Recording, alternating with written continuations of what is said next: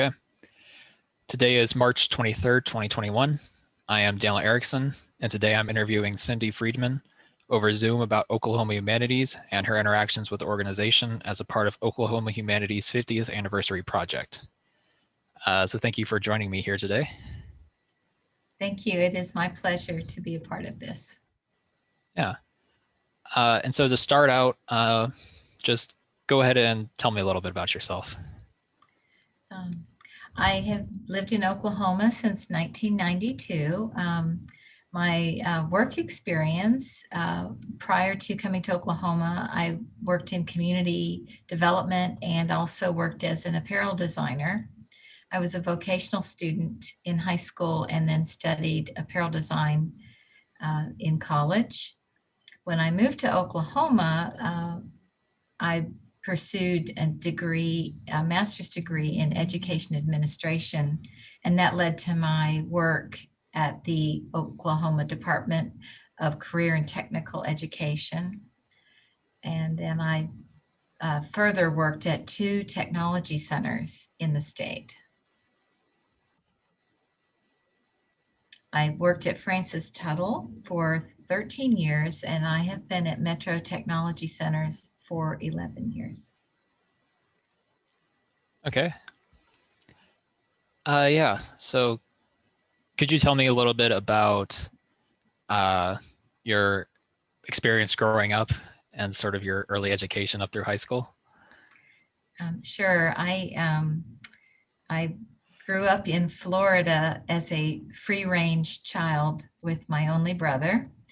And we had a pretty, at the time did not realize it, but a pretty wonderful childhood on the banks of the Indian River in Florida. That is where the Intercoastal Waterway flows south and north. And that is where a lot of the, at the time, goods were transported up and down the river. That was many years ago. And our childhood included everything from picking avocados and oranges to fishing to in high school serving in the marching band and on what used to be called a drill team, which was a dance squad. That was a lot of fun. And then I served as my class president at my high school of 2,000 students. I've always been interested in public service and found that there's a belief that I have had that the humanities are very important to human development. Yeah. So were the humanities something that you were, interested in as you're going through your early education? I didn't understand them to be the humanities, but I did find that I was drawn to learning different things and chose a liberal arts college to attend when I left home in Florida to go away to college in Missouri. Yeah. So could you tell me about your time at college? Sure. I needed to do it as efficiently as possible, so I graduated in 3 years because I was paying for it myself through either student loans or scholarships, and I needed to conserve the money that it took to receive a degree. So one semester I actually had 24 credit hours. So I didn't have a lot of fun, but some of the courses at the liberal arts college centered around the arts, dance, music, theory, costume design. So I had the opportunity to also take a lot of visual art classes. And it was during those experiences I realized how important that was to my sanity while I was taking so many college classes. Yeah. Did you go to college right after high school? I did. I did immediately. And then married and started a family. So I was very proud. My younger son, when he attended the University of Oklahoma, he was a letters major. And so I thought, well, the belief that humanities matters has transpired into my younger son. Yeah. And what was the name of the university you went to? Oh, William Woods University. At the Okay. time, it was William Woods College, and then later on became William Woods University. Okay. And did you have a specific major that you graduated with? I double majored in business and what they called home economics at the time. And that was where I received the clothing and textiles training that I used to work in Atlanta as an apparel designer, which I did for about 5 years. Okay. Yeah, could you tell me about your time as the apparel designer? I worked for a few different companies. The first one that hired me, we produced women's wear, and we were shared. The company shared a factory building with a children's wear company, and we had a line. We would produce 5 lines a year of about 125 garments. And I first began working as the support to the head designer. And then she was planning to retire. So that was part of their plan, was to train me to be the head designer. So after about 1.5 years, I became head designer and had some new ideas for the company. So we started another line, which was very successful, I'm proud to say, and we doubled the company's revenue over the next few years. It was a really fun experience. This was in the early 80s, and at that time, a lot of our manufacturing was going overseas. So it used to be that textiles were produced in the Carolinas, some were produced in Massachusetts, and this also had some textile mills in Georgia. But those mills were closing because things were more efficiently produced and produced more cheaply in other countries, China being one of the major ones.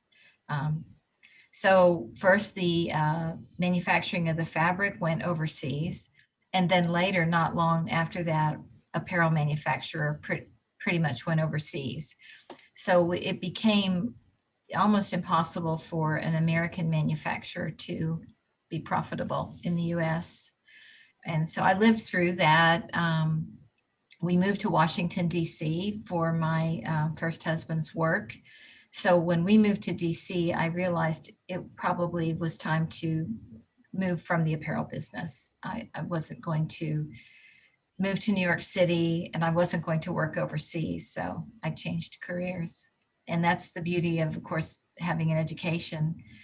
If you are able to pivot during your lifetime, and that was a good opportunity for me to do that. Yeah. So when you were working in apparel, what sort of work went into the designing, like the lead designer aspect of the job?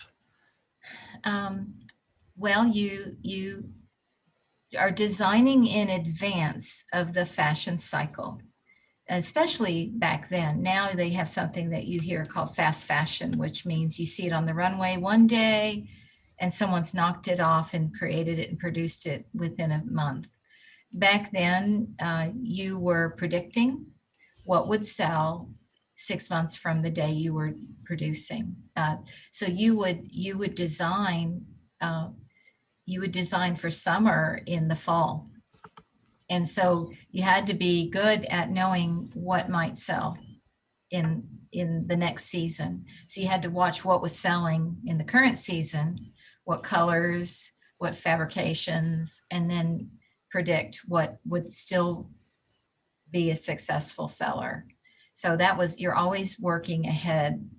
And that actually helped me in education because it's a form of forecasting. And what I did in my second career was strategic planning and helping organizations forecast. So I served as an education strategist for my employers in education in Oklahoma. We would make patterns. We had to make patterns. We had to buy fabric. The fabric salesman would show up with all their wares and their suitcases. They literally would have suitcases full of fabrics, and you would look at the fabrics. You would identify what you thought would be available. You sample it in, which meant they would send you a few yards to work with. You said, well, I want 5 yards of this, or I want 10 yards of this. And then you would make the garments, and then those were your samples. And then after the line was approved, you had other leaders in the organization that needed to accept what you were proposing. Then they would accept certain things. And I always used to say, you got to give them something to hate, because they're not going to take everything you do. So you always had to make something in the line that you knew probably wouldn't make it. But if you gave them 5 beautiful things, you needed to give them a 6th thing that was not very good. That was my strategy, to keep the things I loved in the line. So anyway, I enjoyed it very much. Once a line was approved, you would design the samples. So we had 17 salesmen across the US, and each salesman needed a complete set of the 125 samples. And those samples would be shipped. They would be produced and shipped. And then from there, they sold the line to boutiques and shops and stores to then order the quantities that they needed for that season. Okay, it's all really interesting. But yeah, but after you decided to change careers, she sort of explain how that decision went and what you moved to. Yeah, I knew I wasn't going to be living overseas. I had started a family. I knew that the demands of that job were, you were only good as your last line. I used to say, that you were not the owner of the company, you were the designer. So if you didn't produce, which I was lucky, I did work for some other companies that recruited me away from my first employer. But I could imagine that as I got older, I might not be as young and fresh. My ideas might not be as stylish, and so you were the dispensable one, the designer. Then I thought, okay, I need a little bit more secure career. So I thought, I think I'll move into education, because no matter where we lived in the United States, I could work in education. And so that's how I made the decision to stay with education and work in strategic planning, which has been a whole different style of work, but a very rewarding one, to be able to help create systems and programs that help students find their career success has been very rewarding. Yeah. Could you explain to me what exactly like strategic planning and education is and what it involves? Oh, yeah, golly. So it depends on the group you're working with. In some cases, you're doing strategic planning with a board of education. In other cases, you might be doing strategic planning internally with the employees within the school district or the technology center, the career tech district. And I've done both. I've also helped clients of Francis Tuttle and Metro Tech, help them do strategic planning on the business side. So a business can also do planning. You're basically looking between 2 to 5 years. And of course, who could have predicted the pandemic? How do you plan for something that unexpected and that dynamic, and that it affects you in every aspect of your business? So that, you know, even when you plan for the worst case scenario, you might not have imagined what we've been through in our country in the last year. But hopefully you have plans in place to prepare your organization to survive and thrive through different economies, different environmental situations. Okay. And what was making that career transition like for you? Well, I went from working in private industry to working at a state agency, and so that was different. There are a lot of rules that govern our state agencies and a lot of different approaches that we take. When you work at a state agency, depending on what your particular work is, you might be making decisions that affect many participants in your agency's products. And so you might be affecting schools, you might be affecting rules that affect how the schools handle their policies and their procedures. The State Department of Career Tech was governed or is governed by a state board, and so we had to respond to their expectations as well. Okay. And since moving over to like educational strategic planning, what has your career path been like? Oh, it's been very rewarding. I love what I do.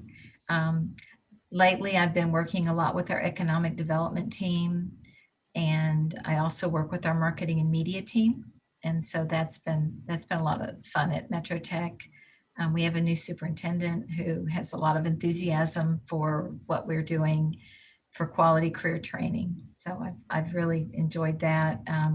We're actually bringing in an outside facilitator for the strategic planning. So that's going to be fun for me to see how someone else handles it.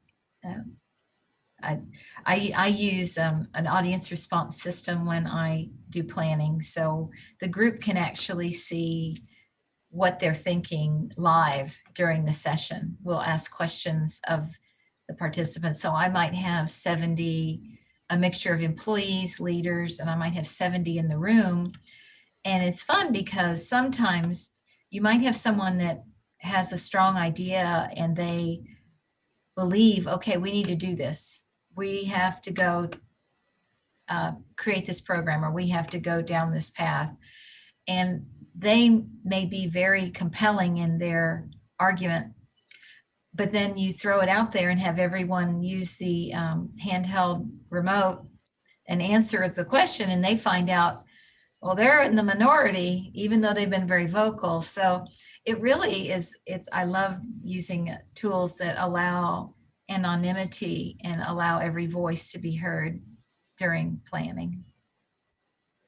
Yeah. And yeah, could you tell me what Metro Tech is? Yeah, we are a technology center, and we served, our numbers of course changed a lot during COVID, but in 2019, we ran the numbers.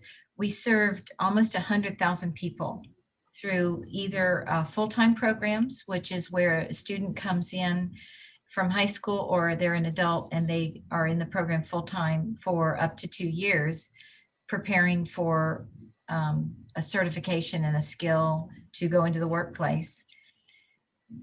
We also serve business and industry. So we have clients that are companies that may need to adjust to meet a market need, and we would do training for them, just-in-time training for their employees, whether it be a few weeks or a month or longer, depending on what they need. We have conference services where we provide meeting spaces and locations for organizations to gather. Metro Tech is one of the most diverse career techs. Our demographics are wonderfully diverse. We have African American, Hispanic, Asian, Latina, and Caucasian students, and a very good mix, a broad mix of clients that we serve. And we will have industries come to us and say, we want more diversity in our workforce, and they come to us and hire our students because we are so diverse. That's been really great. Yeah. Yeah, all this information has been great. I did forget, I'm sorry, I forgot. No. We have wellness programs as well that we offer to the community. So in addition to conference services, we offer wellness opportunities. And right now, just recently, I heard the latest number, we had 600 students participate in the last 6 weeks in our wellness programs that are offered free to our local community. Nice. All right. So moving on to Oklahoma Humanities, when did you first become aware of Oklahoma Humanities as an organization? A member of the board reached out to me and told me about Oklahoma Humanities. And then later I was at an event for Creative Oklahoma, and they annually they honor creativity ambassadors, and I'm on the board of Creative Oklahoma. I happened to sit next to Ken Ferguson, who was a longtime member not only of Oklahoma Humanities in Oklahoma, but also a national board member for the National Endowment of the Humanities. So Ken was telling me about Oklahoma Humanities, and I was really interested in the work that is done. And so later on, I received a call, was asked to apply to be a part of the board, and I applied and was chosen. All right. Do you remember what sort of like the rough date was for all those interactions? Oh goodness, yeah. I've been on the board about 3 years now, and it's probably was 5 years ago when I met Ken Ferguson. Okay. Yeah. So what was that application process like for trying to get onto the board? Well, there's a committee that works with the executive director, and they ask for you to apply, and then they interview you. And yeah, it was probably about an hour and a half. And at the time, Ann Thompson was our executive director. And so I interviewed with her and with the board. It's a little intimidating because it's a fairly large board, and again, wonderfully diverse. So I love that about this board. It's probably one of the most diverse boards I serve on. And I do love that about the board. I think there's strength in diversity. There's much more strength in a diverse organization because you have the different opinions, the different thought processes. People come at things with a different viewpoint, and you're stronger because of that. When you have everyone thinking the same, you just get a tunnel vision, and you can't be as creative or as thorough as you can when you have a lot of diversity in a group.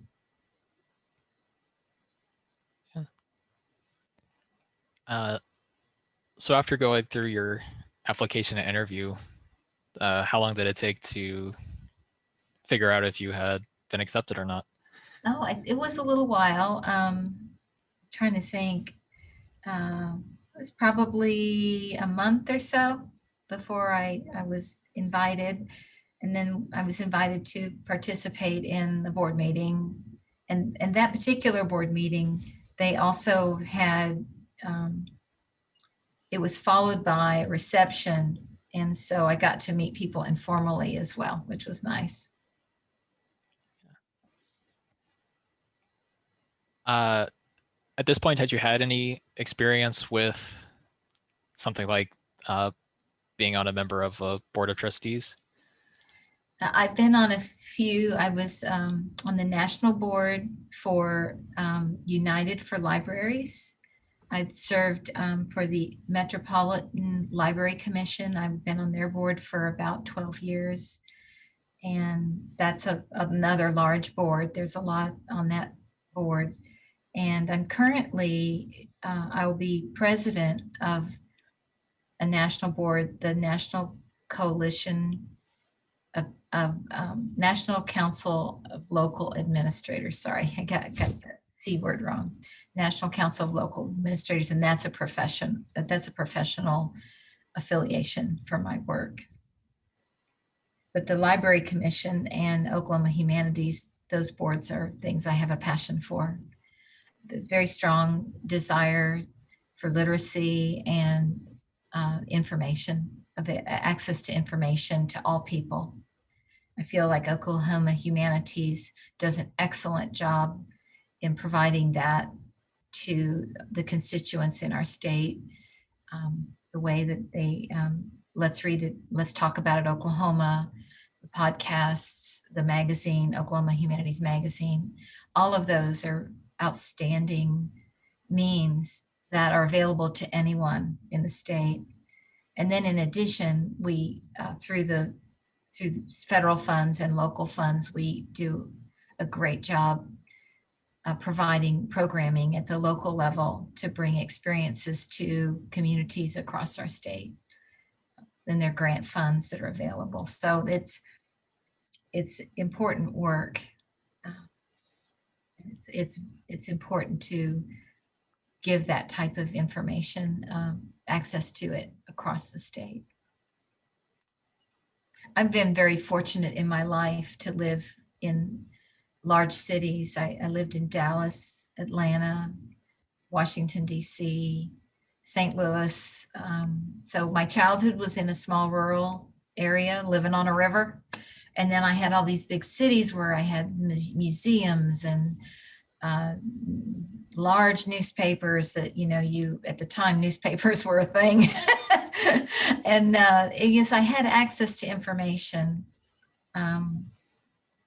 The Washington Post, just things like that, that if you're living in a small town in Oklahoma, you may not be exposed to that. And I think it's so important to be able to have the big ideas and the variety of ideas that Oklahoma Humanities brings to our people. Yeah, for sure. So when you became a member of the board, what was that like, and what sort of responsibilities did you have as a new member of the board? Well, they took it easy on me to begin with. Thank goodness. So I just served as a member of the finance committee. And then that also involved involvement on the fundraising committee. So those were the committees I participated in. The grants review committee, I've not been a member of that one. That is a hard working group because they look at all these applications and they're very, very thorough and conscientious about what programming that they would take to the board for final approval. But over the years of being on the finance committee, I was asked to serve as treasurer, and that's my current role. I serve as treasurer of the board. So what do members of the finance committee do? Well, we worry about the money. And they're very conscientious group. Most of our members have a finance background, which helps a lot. We've had some members that have been financial advisors or bankers, and very esteemed bankers and financial advisors. So I'm a little nervous because I don't have that background. I've served as treasurer in a few other organizations, and I've been fortunate that we've always remained liquid while I was treasurer. So that's my goal here. And the flow of money has been pretty intense with additional funds coming into the organization.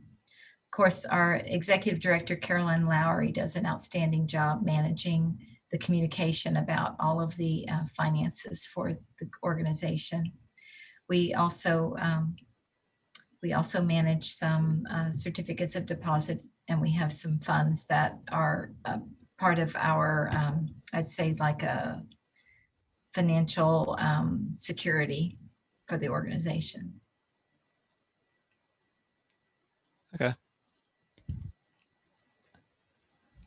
Yeah. And a similar question for the fundraising committee that you had mentioned. Oh, yes. They are looking at working with a outside provider to help with new strategies for fundraising. So I'm pretty excited about that. I don't lead that committee. I just am a member of it, but they are looking at some really unique approaches to new sources of income for Oklahoma Humanities. So it's pretty exciting. That's happening right now. I'm not sure how much I can share about that, but it's pretty exciting what they're doing. In the past, we had an event called the Curiosity Fest, and we held that 2 years, and that there was fundraising for that. And so I was involved in that fundraising when we did that event.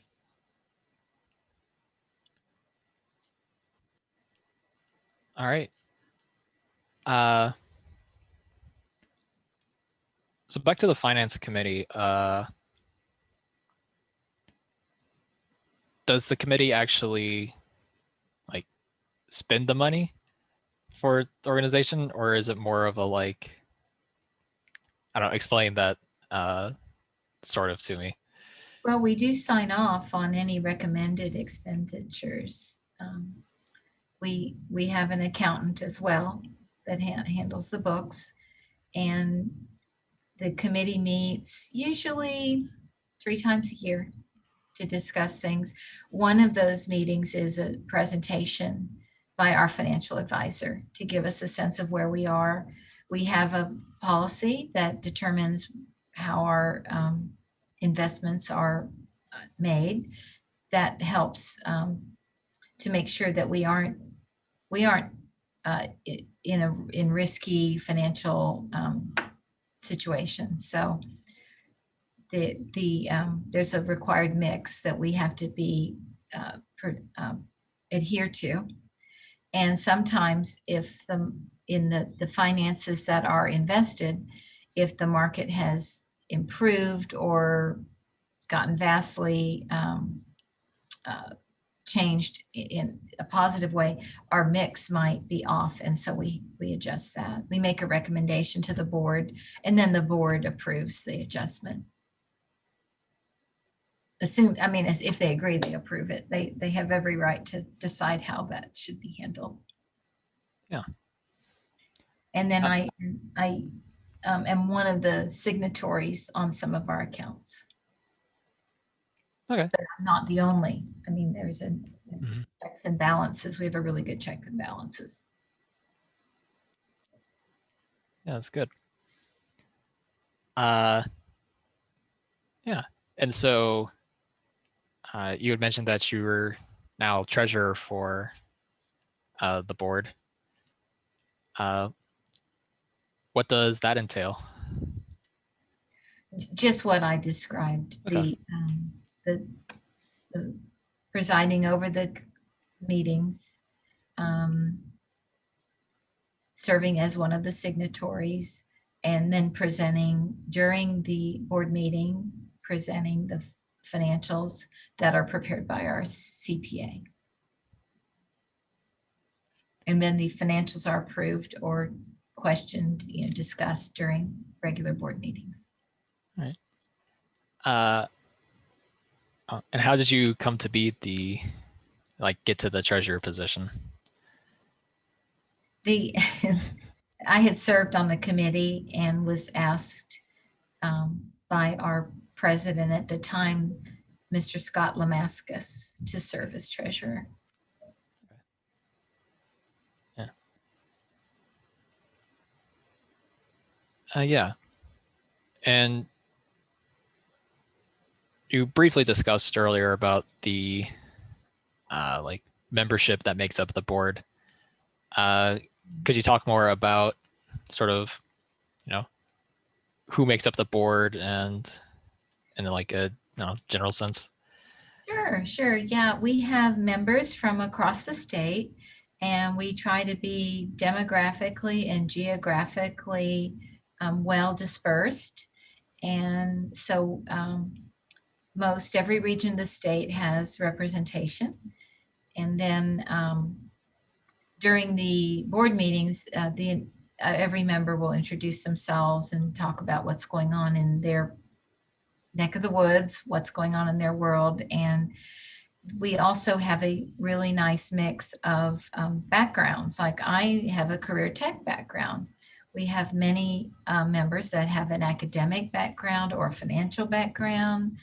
Some of our members are appointed by our governor to the Oklahoma Humanities, and the members serve a 3-year term that is renewable one time, and then so that's a potential total of 6 years, depending on what's going on in their lives and what they are able to do. Okay. And you'd said that you've been on the board 3 years now? Yes. Yeah. Okay. Yeah. So beyond the finance and fundraising committees, have you been involved with anything else with the Board of Trustees? Well, some of the events that take place, I attend those. The magazine, the Oklahoma Humanities magazine, is wonderful. Have you read that? Have you seen a copy? I have not. Oh my, well, okay. You can go online and you can register. Every Oklahoman, not even Oklahoman, anyone in the country can go online, and Carla's probably going to shoot me because there's probably a limit to how many they'd like to print, but you can register and subscribe and receive this beautiful magazine that has, they choose a theme every time they produce it, and very well thought out, beautiful art inside. It's award winning. The magazine wins awards every time they submit it for the jury to look at it, for different groups, publication juries and that kind of thing. But if you have not read Oklahoma Humanities magazine or not ever received it, I highly recommend it. Okay. Is it like a monthly issue kind of thing? I think quarterly. Quarterly? Okay. Yeah. I'll look into that. It would probably help you in the interviews that you're doing, maybe. with everyone, to get a sense of the work. And then the Let's Talk About It Oklahoma program is another wonderful program. Yeah, could you tell me about that one?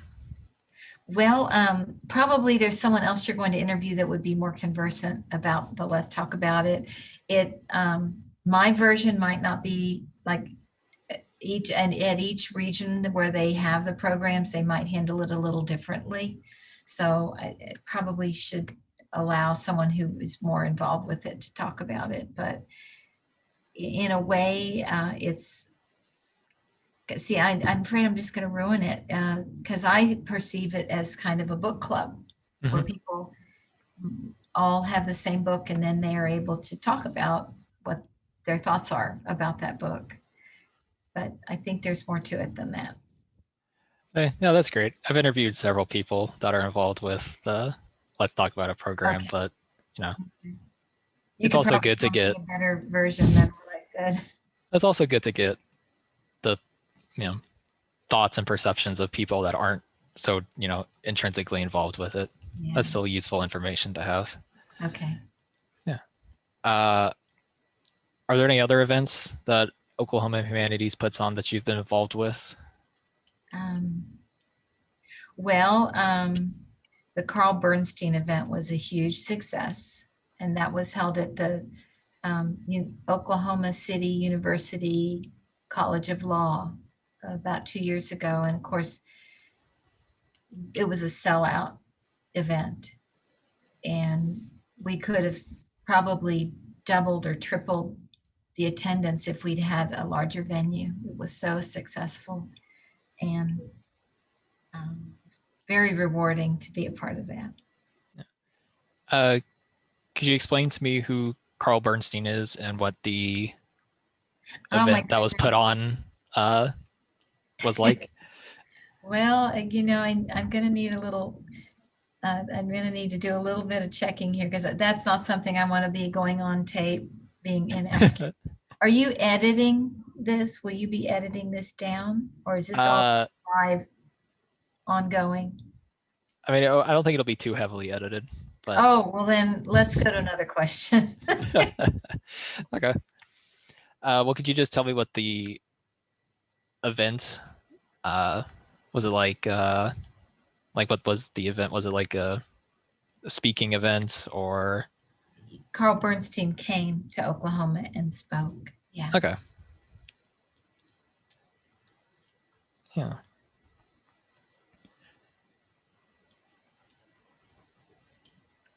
He was, so just, this is like just me gathering a little bit of information to help me recollect, but he was a reporter for the Washington Post during the Watergate era.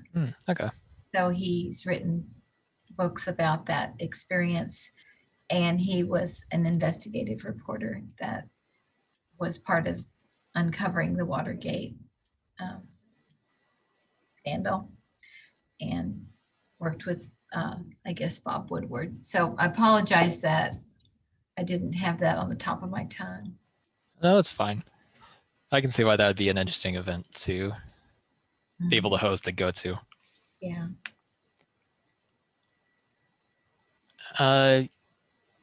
Yeah. So,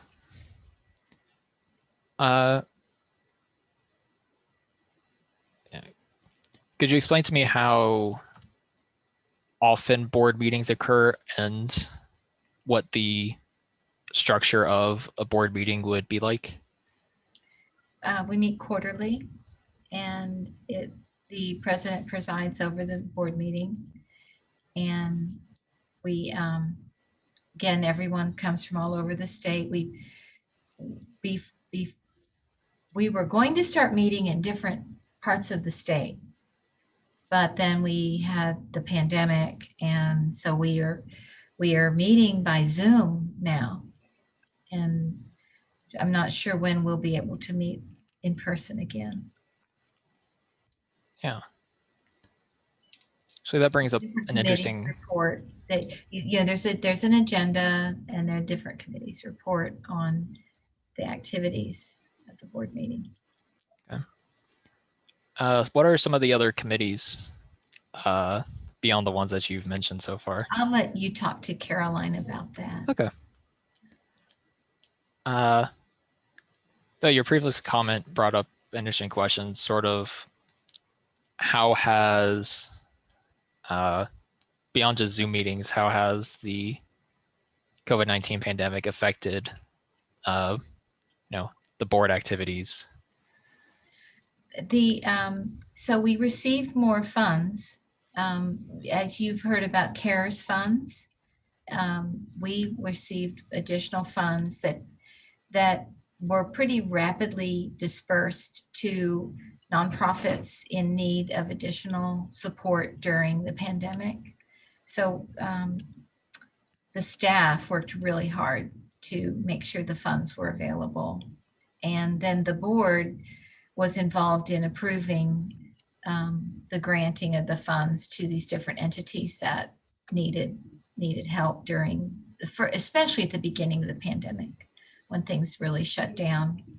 There's been a second round of funds, and it's my understanding that there will be, as we disperse the second round, there's hopes that there'll be even a broader reach of organizations that receive these funds.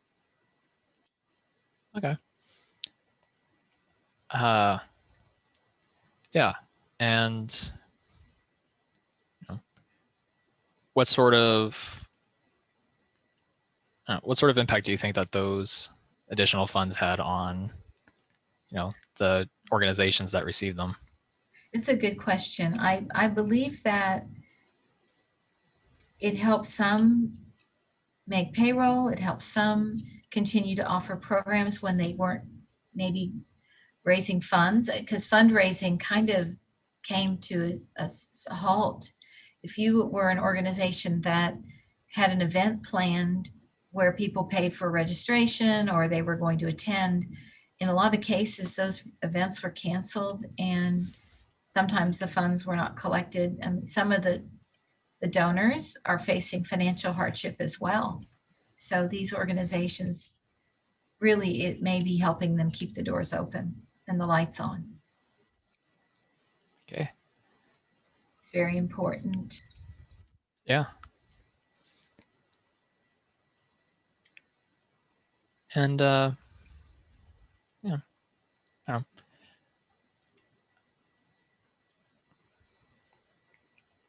Is there anything else that you want to like talk about the board or your experiences with it that I haven't brought up yet as a question? You've been very thorough.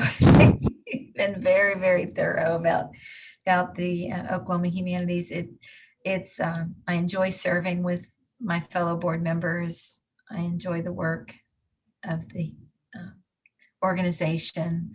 The staff are extremely dedicated, very committed, and hardworking.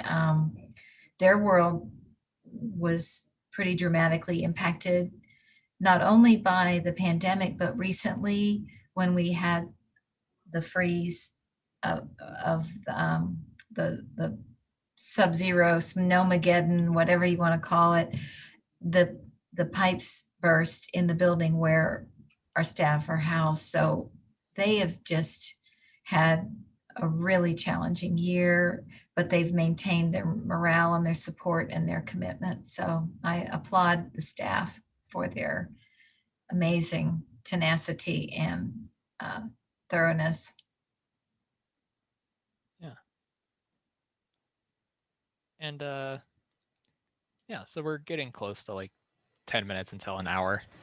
Will you be that, like, will these interviews be tied with other interviews, or does it begin edited into one, or what is the final product? My